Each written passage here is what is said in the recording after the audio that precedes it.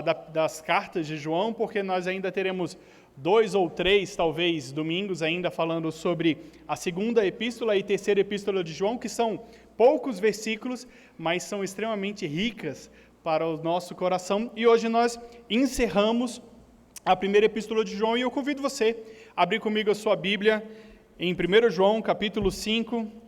Nós leremos dos versículos 13 ao versículo 21. 1 João, capítulo 5, dos versículos 13 até o 21.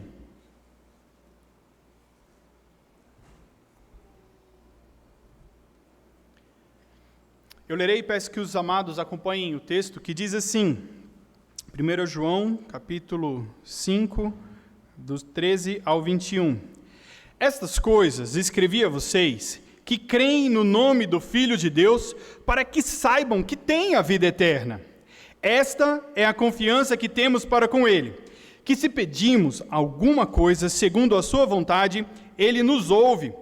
E sabemos que Ele nos ouve quanto ao que lhe pedimos, estamos certos de que obtemos os pedidos que lhe temos feito.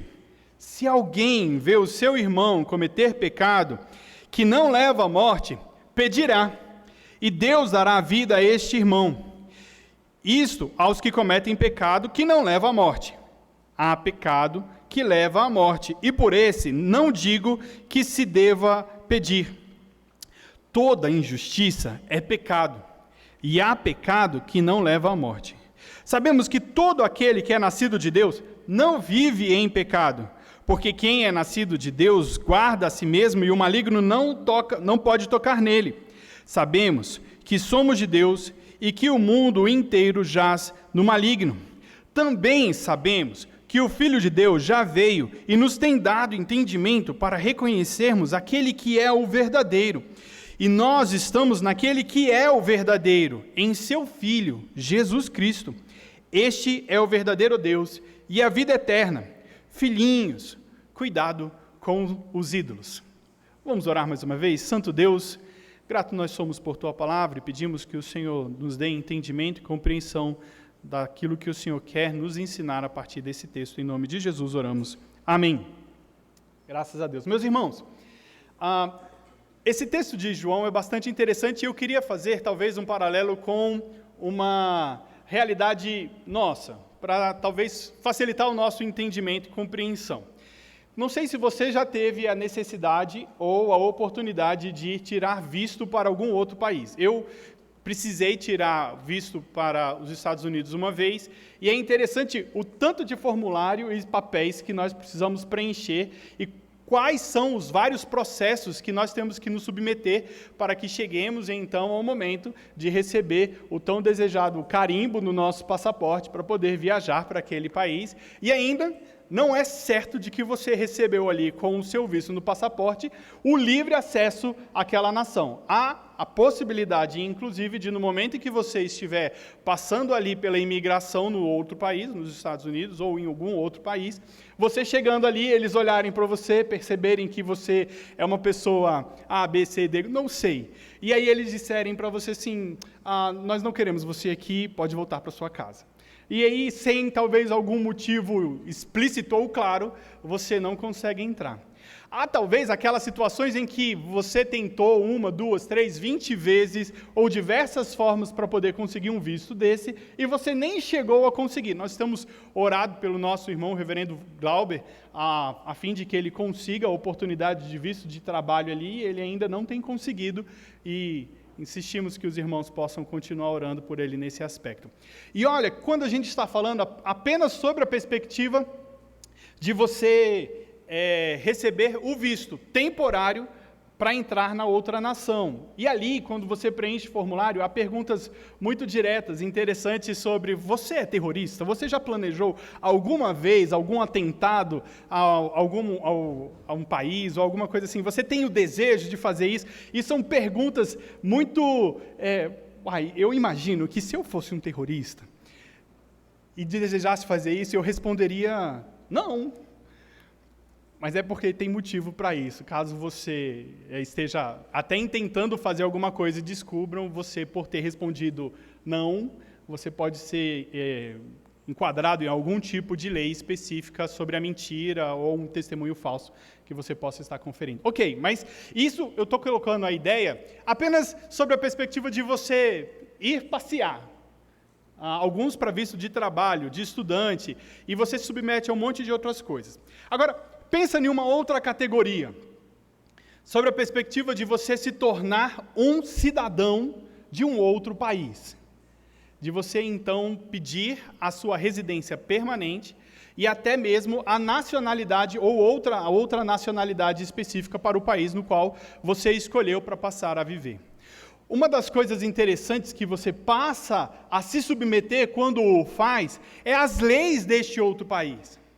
Quando você pede, você está concordando com as prescrições, leis e vontades dos soberanos daquele país, os políticos, governantes, aqueles que legislaram, e você, quando o faz, você está dizendo, eu quero ser um nacional, eu quero fazer parte dessa nação, e nessa nação estando, o meu desejo é de me submeter a essas leis, ou uma condição que você vai se colocar se submeter a essas leis, às regras, aos costumes e os valores daquela outra nação. Quando a gente está pensando, e esse texto aqui ele é interessante sobre essa perspectiva, que eu queria que você pensasse sobre a ideia do reino de Deus aqui, e eu e você, como alcançados pela graça de Cristo Jesus, aqueles então que foram tocados, resgatados e redimidos pelo Senhor, como cidadãos de uma outra nação. Como se agora você tivesse sido transportado para uma outra pátria. E sobre essa outra pátria, nós então estamos sujeitos às legislações, às regras, ao jeitão que essa outra pátria tem para funcionar. E é interessante que quando a gente passa talvez a materializar um pouquinho essa perspectiva, o nosso coração... Puxa, que legal, sou cidadão de uma outra nação. Só que nós ainda não estamos, talvez, fisicamente alojados ou habitando nessa outra pátria. Eu gosto de imaginar, talvez, que nós estamos como em uma embaixada. Estamos aqui e aí, quando falamos na igreja, parece que isso se torna um pouco mais concreto. Nós estamos aqui na igreja como um lugar onde representa a embaixada do reino de Deus, o reino de Deus, então, estabelecido aqui na terra como a igreja, e eu e você, então, como cidadãos do céu, estamos nesse momento em solo do reino de Deus. E aqui é um lugar onde nós podemos usufruir dos benefícios dessa pátria celestial. Nós somos alimentados, protegidos, ensinados, guardados pelo nosso Senhor neste lugar. E ainda não estamos totalmente agora com a nossa patriação, a nossa nacionalidade completamente descrita, e é isso que eu queria contar para vocês um pouquinho durante essa noite. E uma dessas questões que a gente passa a ter é que nos versículos 13... O apóstolo João, ele começa dizendo o seguinte, eu escrevi tudo isso, e aqui ele está falando sobre a primeira carta, tá? As coisas todas que eu escrevi isso para vocês, a fim de que vocês soubessem que vocês têm a vida eterna. A ideia dessa vida eterna, eu vou fazer um paralelo como se fosse uma nova certidão de nascimento. Você recebeu ela ali, então, dizendo, Rafael, cidadão do céu, do reino de Deus, seu sobrenome agora é um novo nome, e a gente pode então perceber que estamos recebendo o passaporte ou o acesso a essa nova nação. E aí no lugar do meu nome você coloca o seu, e graças a Deus por isso, porque nós em Cristo Jesus temos a oportunidade de então entender que aqueles que creem em Jesus receberam essa nova nação, a oportunidade de serem parte deste novo reino. E como partes desse novo reino, uma dessas características é a vida eterna, em uma perspectiva daquilo que ainda virá a acontecer sobre nós. E aí, o que a gente percebe? Que o objetivo de João aqui é trazer confiança aos crentes a respeito da vida eterna, ou seja, que efetivamente, aqueles que creem em Jesus são salvos em Cristo, como a gente afirmou, como afirma o texto de João 3,18. João 3,18. Quem nele crê não é condenado, mas mas o que não crê já está condenado, porque não crê no nome do unigênito Filho de Deus. Nós lemos e conhecemos muito João 3,16, né? Porque Deus amou o mundo de tal maneira que deu seu Filho unigênito, para que todo aquele que nele crê não pereça, mas tenha a vida eterna. Mas 2 versículos para frente, em João 3,18, a gente percebe que aquele que crê será salvo. Recebe, então, essa nova nacionalidade, como eu tenho chamado aqui. Mas aquele que não crê já está condenado. Já está condenado, porque não crê no nome do Filho unigênito de Deus. E ele tem o desejo de passar para os seus leitores, e a carta de 1 João é escrita para crente. Diferente do Evangelho, que tem o objetivo de anunciar Jesus Cristo como Salvador, a fim de que, como ele coloca no final dos seus escritos do Evangelho, de que ele escreveu tudo aquilo a fim de que você pudesse crer, e crendo, você fosse alcançado pelo Senhor. Aqui não, ele escreve para aqueles que creem, e que eles então pudessem saber com convicção e certeza, essa é a expressão, esse é o desejo dele aqui, que esses que creem têm a vida eterna. E eles então, tendo a vida eterna, passam a ter uma perspectiva de confiança bastante interessante, como nós vemos no versículo 14. E olha o que ele diz: e essa é a confiança que temos para com ele, que se pedirmos alguma coisa segundo a sua vontade, ele nos ouve. E se sabemos que ele nos ouve quanto ao que lhe pedimos, estamos certos que obtemos os pedidos que lhes temos feito.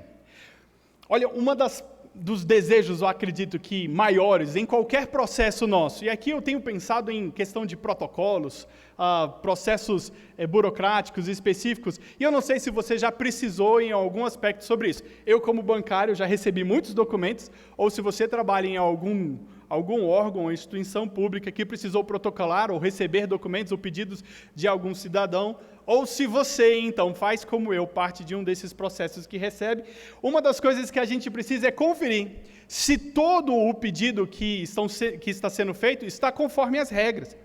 Porque ali existe todo um regulamento, normas específicas, para que aquilo ali, então, possa garantir uma conformidade, que o processo vai ser feito com lisura, isonomia e tanto outras coisas. Alguns eu acredito que são simplesmente para poder dificultar a vida do cidadão. Eu não sei, como eu gosto de desenho animado, o pastor Adelson também cita muito disso daqui. Se você se lembra dos Incríveis, o Beto, o senhor incrível ali, depois que ele vai fazer parte de uma seguradora, tendo que esconder os seus poderes, ele passa a servir a comunidade, ensinando aqueles que estavam querendo restituição do seguro, ou então pedir o prêmio da apólice, como eles davam um jeitinho na burocracia. Mas eles só conseguiam, então, dar um jeito nisso, porque eles conheciam um procedimento. E a ideia que eu quero trazer para vocês aqui é o seguinte: nós estamos fazendo parte de um novo reino. Eu e você estamos entrando numa nova nação. Eu e você estamos nos colocando debaixo das normas desse reino. E debaixo das normas desse reino, nós precisamos executar os procedimentos conforme ele nos tem ensinado e daquele jeito que a gente precisa fazer. Imagina só se você desejasse hoje entrar diante da rainha Elizabeth II. Tá bom, talvez seja muito difícil. Eu até fui perguntar, ou pesquisar, como que seria uma audiência com a rainha. Gente, não é um negócio nada fácil. Primeiro que você tem um monte de regrinhas para poder seguir, um monte de coisa para poder fazer. Existem aonde você fica, aonde você vai, como você fala, quais são os pronomes de tratamento que você tem que usar para ela e para a família real.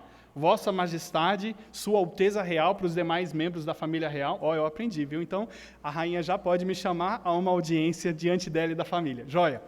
Mas assim, beleza. Talvez fique um pouco distante, mas a gente volta para a Bíblia. Se você lembra de Esther, quando ela teve a necessidade de ir diante do rei Assuero, ela pede para o pessoal todinho: gente, orem, coloquem-se diante do Senhor em jejum e oração. Eu e as minhas servas o faremos também. Porque ela não poderia entrar na câmara, no salão real ali, sem que ela fosse convidada. E em o fazendo, ela estaria colocando e sujeitando à morte, a não ser que o rei levantasse o seu cetro e ali apresentasse para ela a clemência diante da infração a uma regra que ela estava descumprindo. Ok, mas tudo isso eu estou querendo dizer com a ideia de que eu e você, como novos cidadãos do reino dos céus, habitantes dessa pátria celestial, com o passaporte e talvez o green card lá do céu, nós estamos nos sujeitando às regras do céu. E nos sujeitar às regras do céu nos traz a perspectiva de que eu, para poder fazer algum tipo de solicitação ao soberano dessa majestosa nação, preciso fazer dentro de algumas perspectivas. E Deus, então, como soberano dessa pátria celestial, estabelece para a gente como eu e você devemos nos dirigir a Ele e o que nós podemos falar e pedir para Ele para que pudéssemos receber esses pedidos daquilo que... receber os pedidos que nós temos feito e fazemos ao Senhor. É isso que o texto aqui, nos versículos 14 e 15, estão nos dizendo. Que nós pedimos e recebemos, se pedimos segundo a sua vontade. E nós podemos ter confiança de que podemos experimentar aquela contemplação do soberano se o fazemos, o pedido, e clamamos diante dele de acordo com os seus preceitos e segundo a sua vontade. Olha que legal. Quantos nãos nós já não recebemos? Quantos nãos nós já não recebemos diante do nosso Senhor? E é isso que a gente precisa entender. Aprender e perceber qual que é a vontade de Deus. E esse tema para mim é um tema caro demais. Saber qual é a vontade de Deus é algo bastante significativo, precioso e talvez pouco entendido pela igreja. A gente busca descobrir a vontade de Deus em um monte de lugares que não o lugar certo. A gente tenta, é quase como se você chegasse e fizesse assim. Você está querendo descobrir quais são os procedimentos para poder entrar na nação A, ok? Vamos usar os Estados Unidos aqui, beleza, como exemplo, que fica mais fácil que eu sei alguma coisa.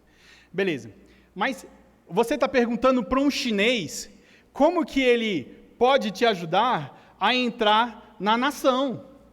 Ele vai te dizer quais são provavelmente os procedimentos para você entrar na China. E aí você vai tentar executar protocolos chineses para poder entrar na nação americana? Gente, não. A gente tenta descobrir e procurar formas para poder ser atendido em lugares nos quais nós não vamos encontrar resposta.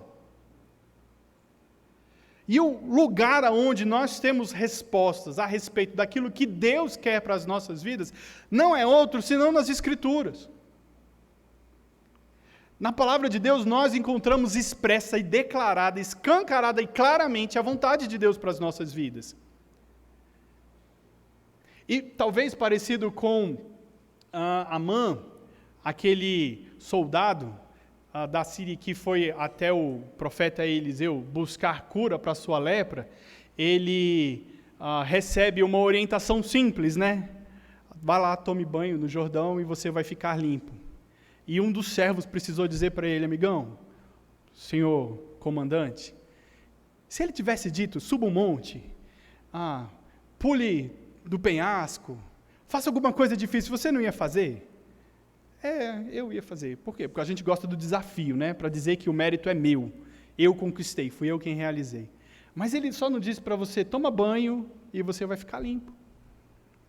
A gente é parecido com isso, a gente tenta descobrir a vontade de Deus das formas mais difíceis, mirabolantes e esquisitas possíveis, enquanto que Deus está nos entregando a sua palavra revelada, vontade expressa para que eu e você tenhamos o trabalho de ler. Olha que legal. Leia. E a gente passa então a conhecer a vontade de Deus. E olha qual é a implicação disso. Eu e você, como um novo cidadão deste reino, precisamos conhecer as leis que regem essa nova nação. O fato de eu e você não as conhecermos e sermos então chamados por Deus como cidadãos dessa nova pátria, não nos torna, e preste atenção, não nos torna inocentes caso eu e você descumpramos algum dos mandamentos que Ele tem nos dado. Você pode aqui não conhecer as leis da nossa nação, mas se você fizer alguma coisa que infrinja alguma dessas leis, você se tornará inocente pelo fato de não conhecer? Não. Da mesma forma, no reino dos céus, eu e você, pelo fato de estarmos sendo levados por Cristo a tornarmos-nos habitantes dessa nova nação, não somos desculpáveis pelo fato de eu e você termos preguiça demais para não ler a Bíblia e conhecer aquilo que Ele tem nos ensinado e dito para que a gente viva e faça. Aí a gente faz errado, sofre, chora, fica desesperado. Puxa vida, por que Deus está fazendo isso comigo? Aí Deus diz um monte de coisa que a gente precisa viver, fazer da forma como Ele quer que a gente faça. A gente está fazendo tudo diferente. E a gente fica sofrendo. Puxa vida, por que isso está acontecendo comigo? Eu e você precisamos aprender as leis, os costumes, os idiomas, as tradições, quais são os crimes que podem acontecer naquele lugar. Eu e você, como novo nacional, devemos conhecer as leis e a vontade do nosso soberano nessa nossa nova nação. Conhecer, então, a vontade de Deus e os protocolos, eu vou chamar de os protocolos, nos dá a condição de sermos atendidos quando nós fizermos algum tipo de requisição, pedirmos. E João é maravilhoso, porque ele diz o seguinte: quando nós fazemos segundo a vontade de Deus, temos certeza. Temos certeza, é garantia. Batata, como se a gente pudesse dizer assim, pediu, levou. Isso não é algo que motivaria você a conhecer mais a vontade de Deus? Entender aquilo que Deus quer nos ensinar? Quando nós fazemos assim, o pedido é atendido.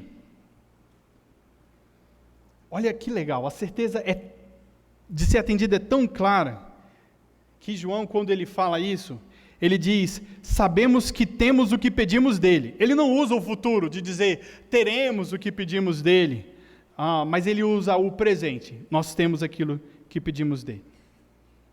Agora, gente, não podemos esquecer de algumas coisas.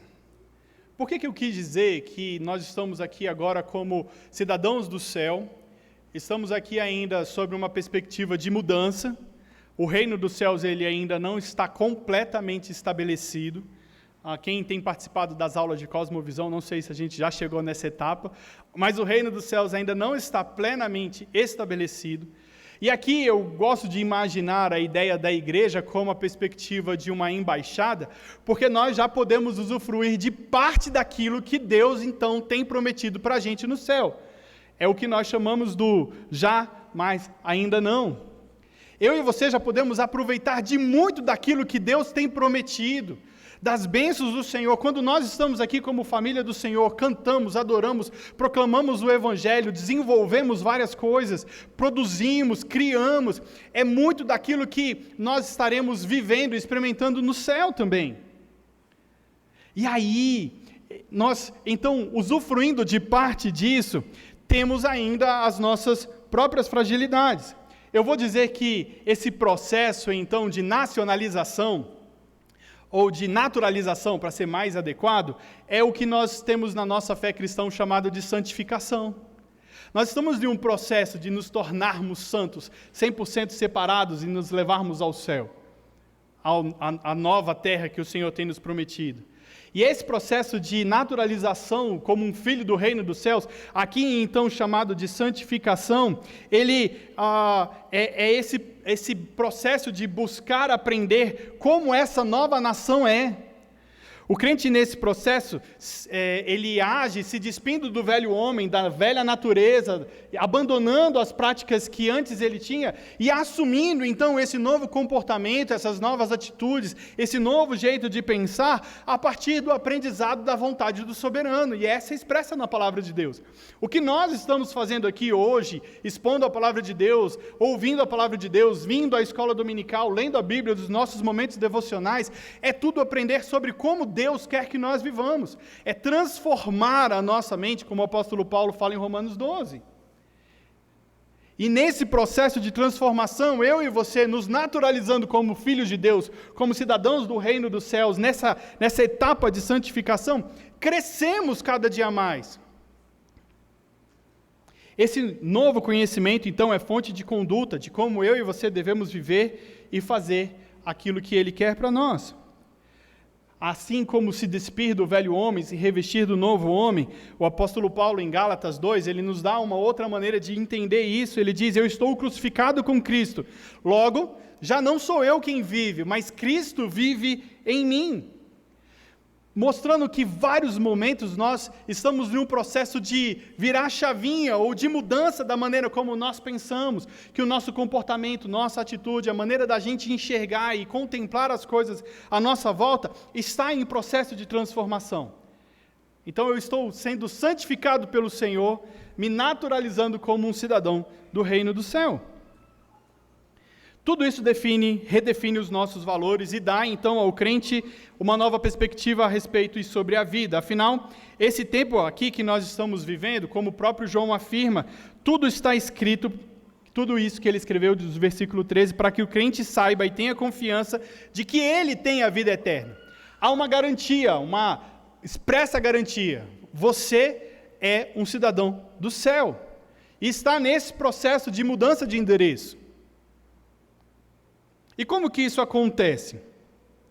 Não somente na perspectiva de a vida eterna, porque quando tudo acabar, o Senhor voltar e então em glória Ele se manifestar, haverá vida eterna, tanto para aqueles que serão salvos, quanto para aqueles que serão condenados. Porque a condenação àqueles que rejeitaram o Senhor e não alcançados por sua graça, será também eterna. Ela não haverá fim. Só que aqui a gente qualifica essa vida, porque a vida que o Senhor tem nos prometido, e Ele tem nos dito de como ela será uma vida em abundância. Dores não haverão mais, graças a Deus minha lombar vai parar de doer. A gente tem doenças, inimizades, lutas, morte, choro. Olha, todas as mazelas que nós hoje enfrentamos e vivemos por causa do pecado, elas deixarão de existir, porque a vida que o Senhor tem nos oferecido e nos apresentado, não é só em quantidade, no tempo que ela vai durar, mas em qualidade, sob a perspectiva de que tudo aquilo que nós hoje sofremos e almejamos nos encontrar com o Senhor, para que isso fique para trás, haverá em abundância. Olha que bênção. Vê se isso não é motivo para a gente querer conhecer um pouco mais a respeito daquilo que o soberano quer para as nossas vidas. Ter o que nós pedimos hoje aqui é sombra da qualidade de vida que nós vamos experimentar no céu. É um lampejo, é parte do já daquilo que o Senhor tem nos prometido lá no céu, que ainda não se completou, concretizou totalmente. Ok, o texto aqui ele está falando sobre uma ideia de oração. E a gente entende que, conhecendo a vontade de Deus, nós vamos poder orar melhor. E orando melhor, tem então a questão do resultado da oração. Eu terei aquilo pelo qual eu estou orando. Ou seja, pelo que orar então? O próprio apóstolo João, ele já começa nos falando a respeito sobre o que nós devemos orar e qual deve ser a nossa oração. Olha comigo os versículos 16 e 17.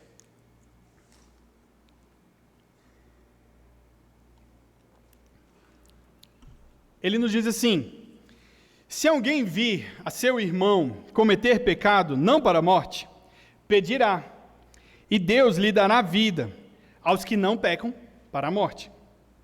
Há pecado para a morte, e por esses não digo que rogue.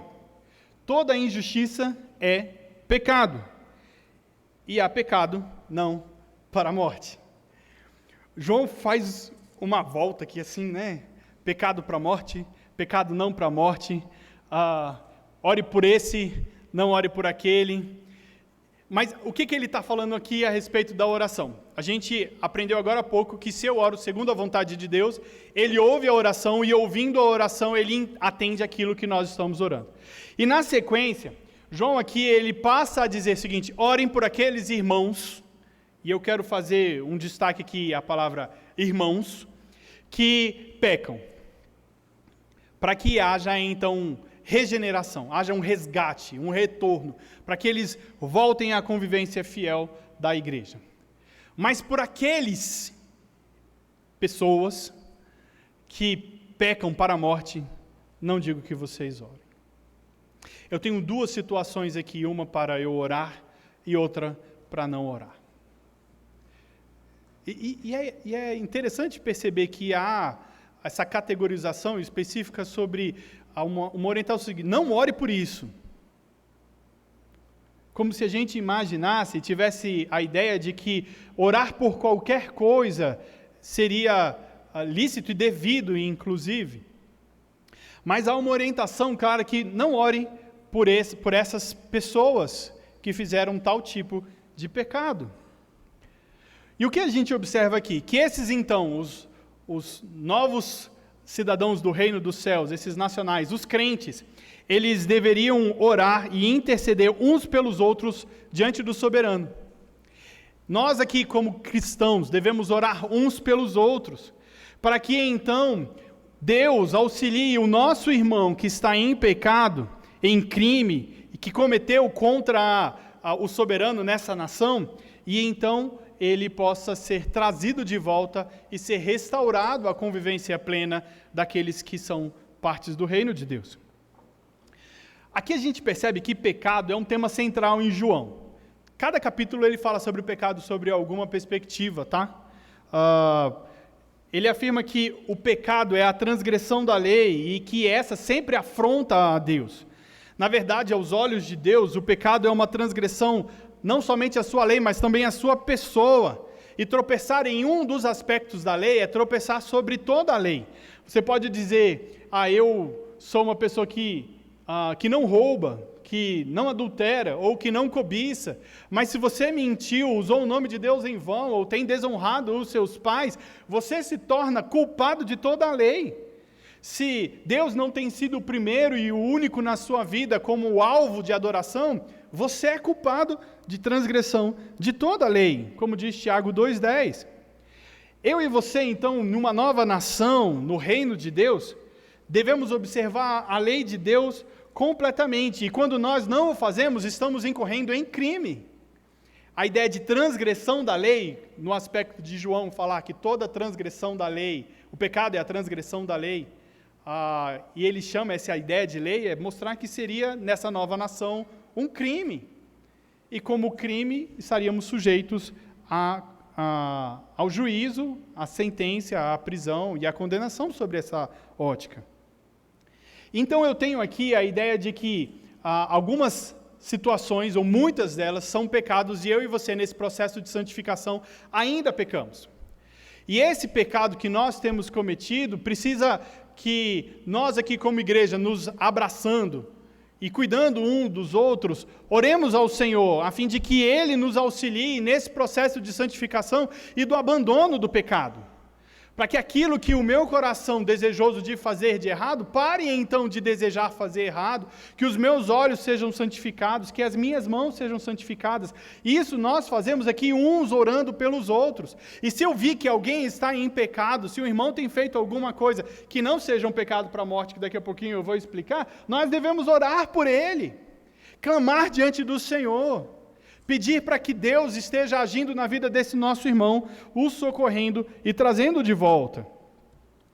Nós temos aqui essas duas categorias de pecado dentro do reino de Deus.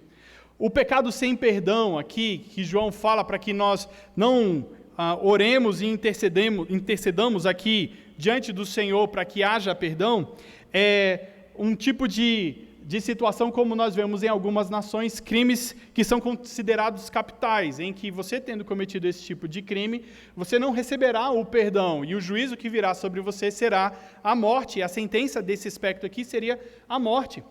Só que o grande detalhe aqui sobre esse tipo de sentença que é aplicada a este que comete um pecado sem perdão, é que a morte ela não vem apenas a atuar no físico dessa pessoa e privá-la da vida, mas sim uma morte espiritual e uma morte que leva ele a passar a eternidade no inferno.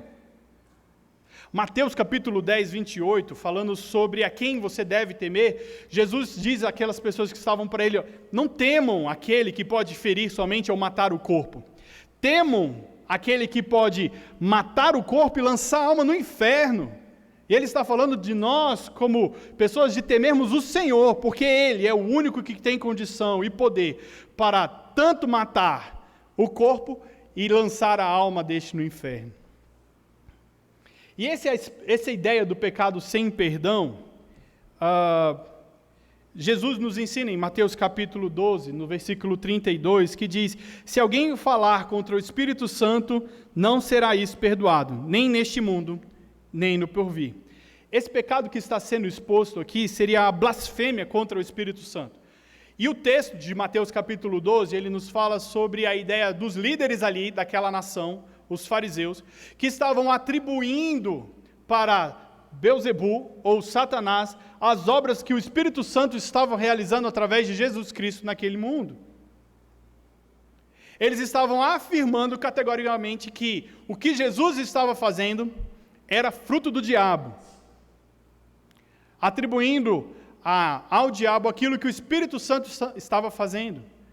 E esse pecado não é um pecado perdoado, nem neste mundo, nem no porvir, como diz Mateus capítulo 12. Mas ok, quem comete então um pecado para a morte? A pessoa que rejeita Jesus como Deus e Cristo e que não ama o crente comete este pecado. Ele não compartilha da comunhão com o Pai e com o Filho, como diz o próprio João, o apóstolo João em 1 João 1:3. O que vimos e ouvimos e anunciamos, temos também a vocês, para que também vocês tenham comunhão conosco. Ora, nossa comunhão é com o Pai e com o seu Filho Jesus Cristo. Aquele que então não tem comunhão, não compartilha disso, esse tem pecado para a morte. E esse então não tem a vida eterna. Ainda aquele que deixou a comunidade cristã, porque na realidade nunca pertenceu a ela. Ainda o apóstolo João falando, no capítulo 2, do versículo 19, ele diz: eles saíram do nosso meio, mas não eram dos nossos, porque se tivessem sido dos nossos, teriam permanecido conosco. Mas eles se foram para que ficasse manifesto que nenhum deles é dos nossos. Eles estavam fingindo que eram da família da fé ou que eram cidadãos desse novo reino. Esses então pecam contra o Senhor e pecam para a morte. Especificamente aqui na carta de João, o pecado que ele está falando, o pecado imperdoável que eles estavam cometendo ali, já foi dito em várias outras mensagens aqui, era negar a natureza divina de Jesus Cristo e a sua encarnação. Eles estavam afirmando que Jesus Cristo não era Deus, e que a natureza dele não era uma natureza divina. E como o pastor Adriano comentou no domingo passado e retrasado, muitos deles colocavam que Jesus era uma pessoa normal, e que ali no batismo ele recebeu a encarnação de Jesus, o Deus, e antes da cruz ele foi embora e deixou o Jesus homem sozinho na cruz. Era essa a doutrina que estava circulando naquela igreja, naquela região, naquela época. E dessa situação, então, falando sobre isso, é o que João está dizendo para essas pessoas que estão afirmando que Jesus não é Deus, não orem por elas. Não orem por elas. Jesus, parecido com isso, ele nos fala sobre como que o Evangelho é precioso, como que ele é caro. E no Sermão do Monte, ele diz assim que nós não devemos, Mateus 7, versículo 6, não dei aos cães o que é santo, nem lanceis ante os porcos as vossas pérolas, para que não as pisem com os pés e voltando se vos dilacerem. Ontem, e esse último fim de semana, nós estávamos aqui no treinamento de evangelismo e foi uma bênção. O pessoal que participou, vendo exatamente como que o evangelho é precioso demais, para que nós o vendamos ou apresentemos de forma barata. É o sangue do Cordeiro, foi isso que nós estamos falando, é preço de cruz. É o sangue de Jesus Cristo vertido na cruz, do qual nós estamos anunciando e falando. E não há aqui, então, a perspectiva de mendigar, de implorar: olha, veja bem, eu quero falar de Jesus para você, por favor, me ouça, eu estou aqui, não consegui falar com ninguém até agora. Não, estamos falando de algo mais precioso do mundo.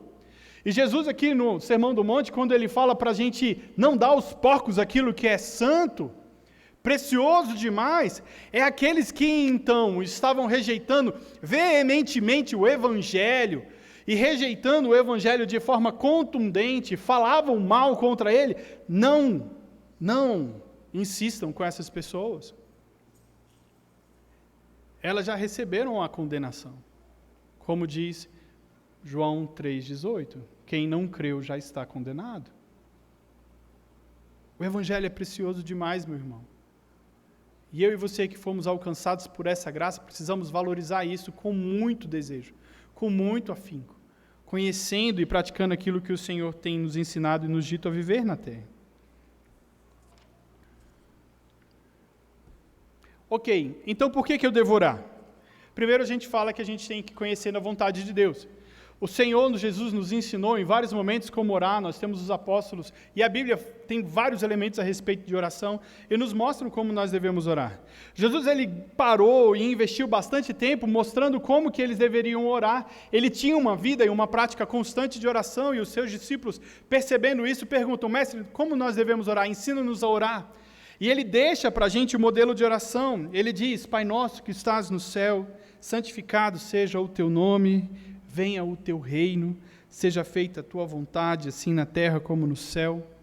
O pão nosso de cada dia, dá-nos hoje, perdoa as nossas dívidas, assim como nós perdoamos os nossos devedores, não nos deixes cair em tentação, livra-nos do mal, pois teu é o reino, o poder e a glória para sempre. Só a oração do Pai Nosso já é uma outra mensagem, mas eu queria destacar aqui que ele nos ensina a adorar e glorificar a Deus em santidade. Nós desejarmos o reino do Senhor, a nova nação na qual nós somos parte, com desejo, venha o teu reino. Ele nos fala sobre a vontade de Deus sendo estabelecida e prevalecida em nossas vidas, para que ela seja executada em nós. Nos ensina sobre provisão, sobre perdão, sobre proteção, sobre adoração. E nós orando um pelos outros, nós precisamos colocar assim como o texto de 1 João nos fala, para que haja perdão sobre pecados e remissão desses pecados. Orarmos por cura dos enfermos, orarmos por santidade e crescimento da igreja. Paulo, quantas vezes ele escrevendo as suas cartas, coloca que orava pelos irmãos, a fim de que eles fossem edificados e que a mensagem anunciada se solidificasse no coração deles e que assim eles passassem a praticar. Nós aprendemos em Tiago que devemos orar por sabedoria, nós devemos orar por fé, orarmos, como eu disse, pelos enfermos, por provisão, pelos nossos governantes, por tantas outras coisas nós temos na Bíblia explicitamente pelo que nós devemos orar. E assim, conhecendo a vontade expressa de Deus a respeito daquilo que nós devemos viver e fazer, nós temos um rol monstruoso daquilo que nós devemos orar. E aí a gente sabe e aprende que Ele, Deus, ouve as nossas orações. E aqui também existe um rol daquilo pelo qual nós não devemos orar. No próprio texto que nós acabamos de ler, ele fala que nós não devemos orar por aqueles que cometem pecados para a morte. Também por aqueles que rejeitam o Evangelho, na ideia de não baratear o Evangelho, aqueles que repugnam o Evangelho e afrontam ele de forma explícita. Tiago nos diz que nós oramos e não recebemos porque oramos e pedimos mal, para banjar com os nossos prazeres fundamentados na cobiça que há no nosso coração. Percebe como nós, pecadores, ainda nesse processo de naturalização do reino celestial, em santificação à pátria do Senhor, temos a tendência de corromper até coisas boas. E nós oramos e pedimos diante do Senhor coisas ao nosso próprio coração, dizendo que aquilo ali deve ser feito, ou pedindo para que o Senhor pudesse contemplar o nosso coração corrupto e desejoso de coisas más. Talvez você já tenha orado assim. Ou conhece alguém que orou alguma coisa nesse sentido.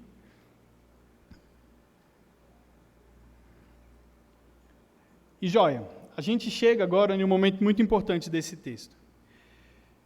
O que a gente faz com tudo isso? Por que a gente tem que orar conforme a vontade de Deus? Por que a gente não deve orar por aquilo que diz a Bíblia que nós não devemos orar?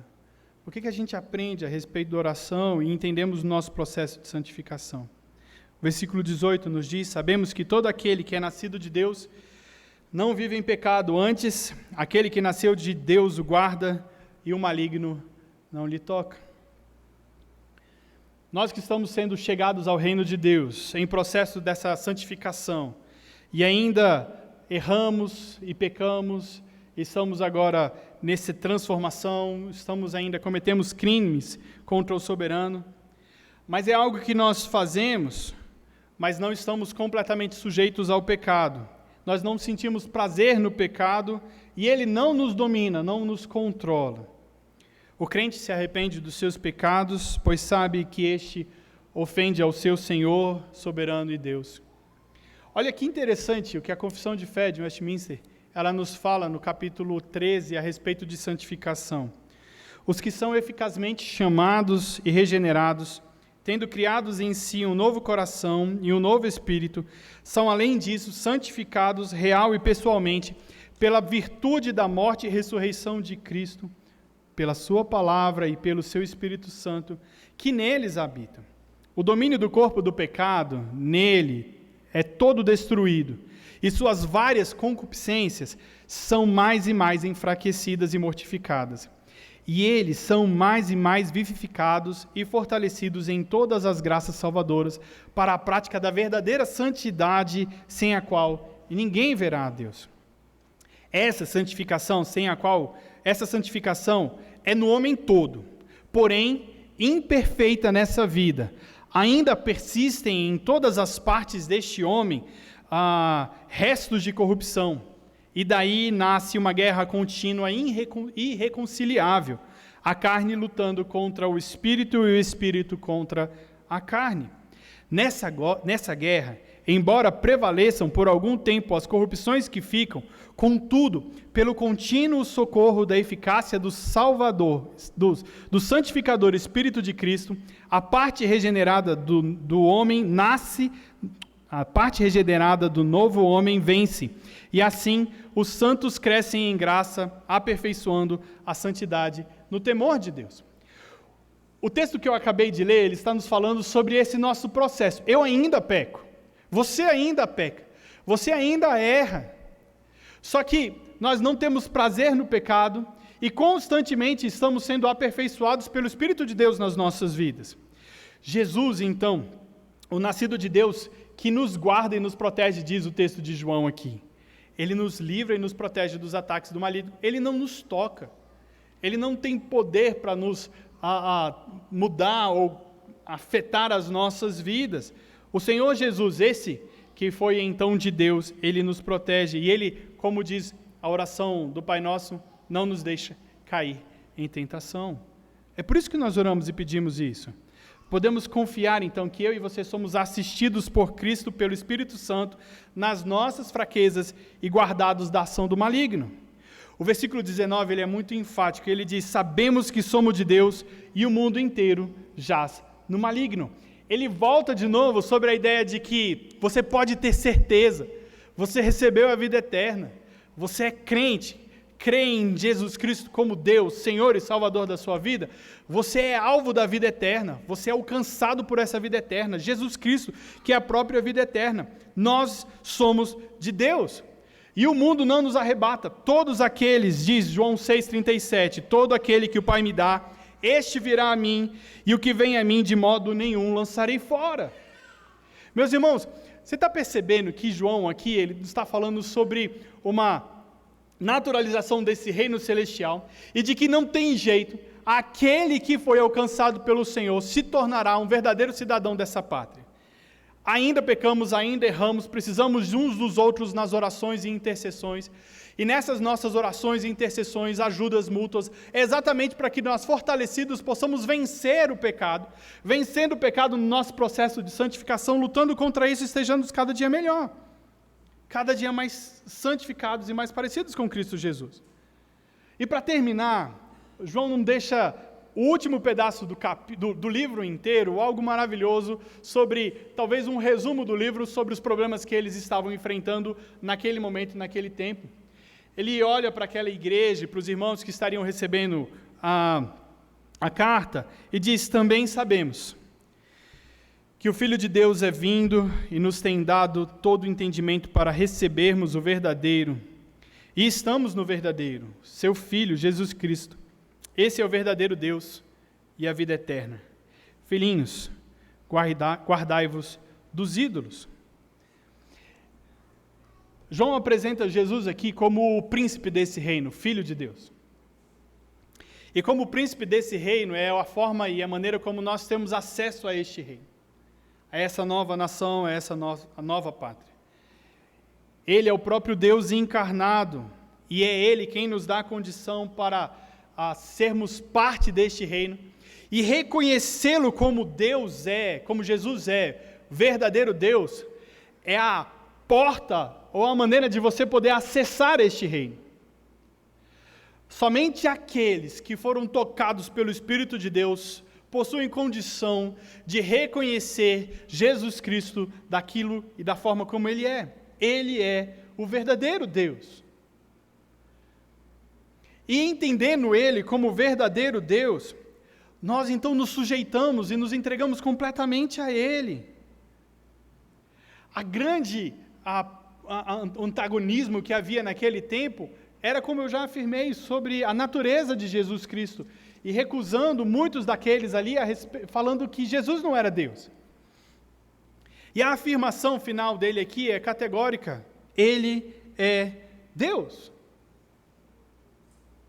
E somente por causa disso que nós temos a oportunidade de ter acesso à vida eterna, de sermos salvos e alcançados e parte deste novo reino. Então, pelo príncipe, Cristo Jesus, é que temos condição de sermos feitos novos cidadãos do reino de Deus.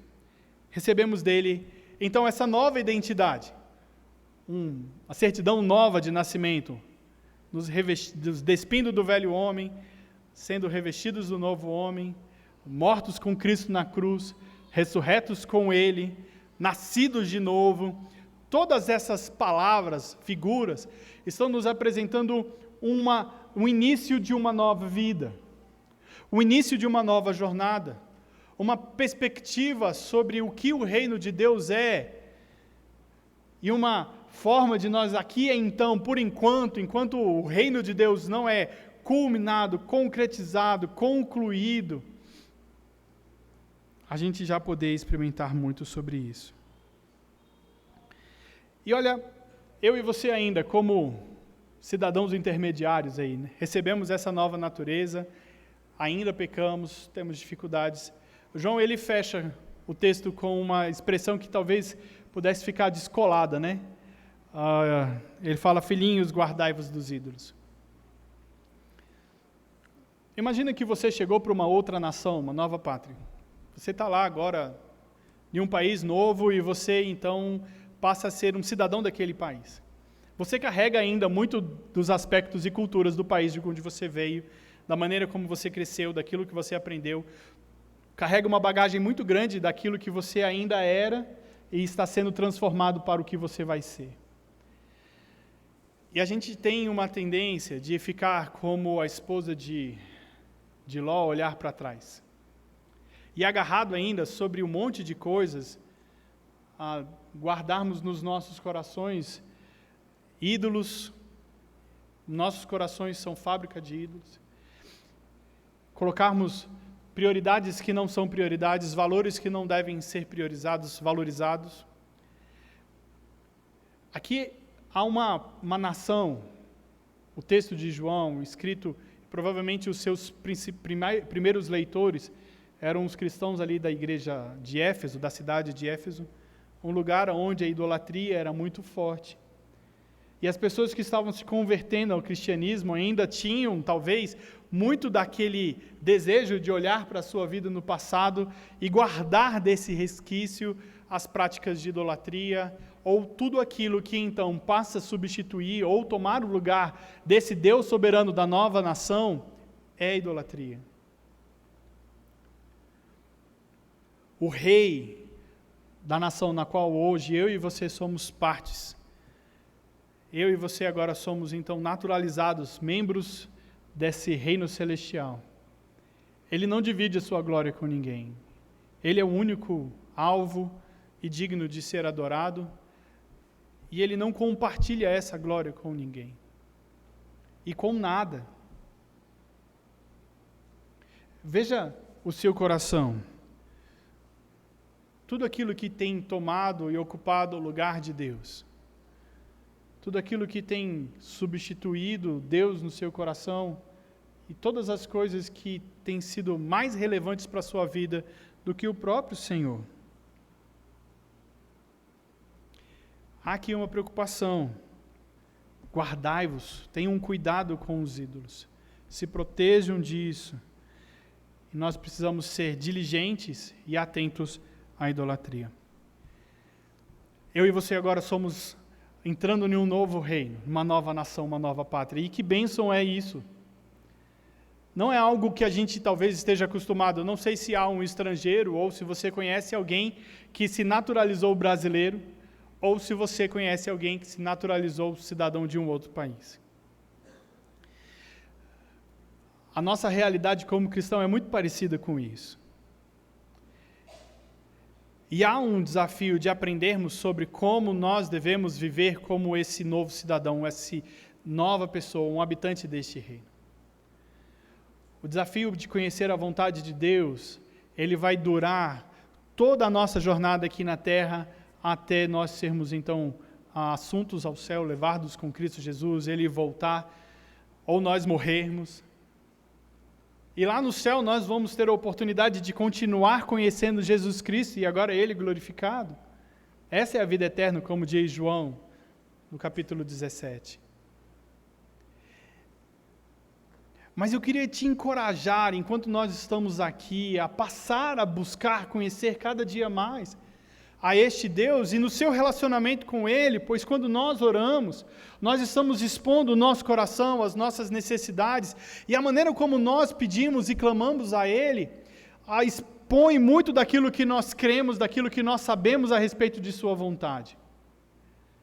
Então eu aprendo aqui, no texto de João, sobre estudar a palavra de Deus para conhecer a vontade dEle, de me relacionar com Ele, expondo o meu coração a partir daquilo que eu já aprendi, e daquilo que eu não aprendi, pedindo que Ele venha me ensinar, na leitura, no conhecimento, na busca dessas disciplinas espirituais tão importantes para nós como cristãos, que é a leitura e a oração.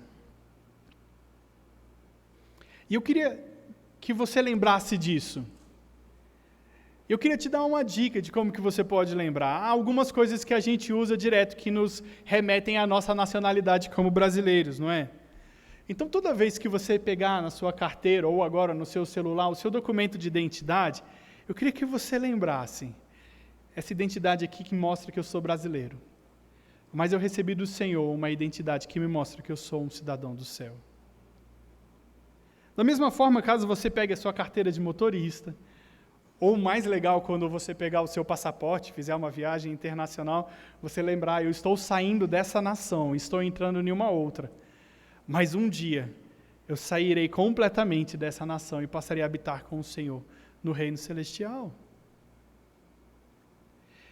E a ideia de você lembrar disso é para que cada vez que isso voltar à sua memória, ao seu coração, você possa se lembrar e buscar conhecer mais a vontade desse soberano Senhor. E lembrando disso, você busque viver conforme a sua vontade e os preceitos que Ele tem nos ensinado. Que Deus nos abençoe, em nome de Jesus. Vamos orar? Santo Deus, glorioso Pai, obrigado por essa noite, pela Tua palavra. Obrigado porque o Senhor tem nos alcançado com Sua graça. Deus, e nós oramos. Deus, entendendo que o Senhor tem nos chamado, e assim como João, escrevendo para aqueles irmãos, ele afirma e diz que eles que creem em Cristo Jesus como Senhor de suas vidas, como Deus, verdadeiro Deus, esses possuem a vida eterna. Pode ser que algumas pessoas ainda tenham dúvidas em seus corações, e eu oro e clamo ao Deus que o Espírito Santo do Senhor esteja a convencê-los, tocar em seus corações, trazer a consciência do pecado, de que nós erramos e temos falhado contra o Senhor. Temos falhado sempre contra o Senhor. somos réus e passíveis de juízo e condenação. E se não for Cristo Jesus, com o seu sangue que vertido na cruz nos dá remissão aos nossos pecados, somos então condenados ao juízo eterno, à condenação eterna. Pai, nós queremos viver eternamente em qualidade contigo, e eu clamo, Pai, em nome de Jesus, dá-nos entender dessa graça hoje e sempre, em nome de Jesus. Amém.